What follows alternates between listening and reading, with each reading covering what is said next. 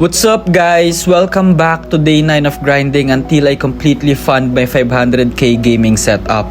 Ngayong araw, ipapakita ko sa inyo ang isa sa mga extra side task ko as a VA.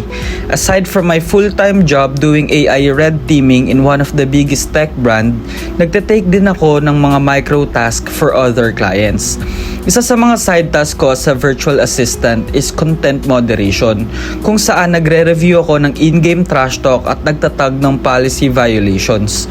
Simple lang ang rate ni client, $6 for every 180 accurate tags.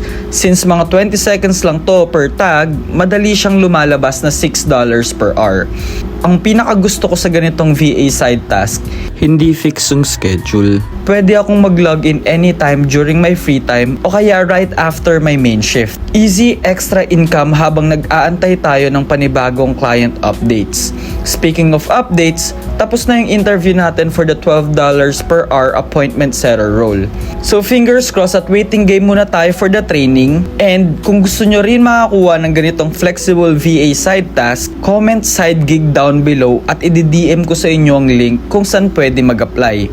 Yun lang muna for today. See you guys on day 10.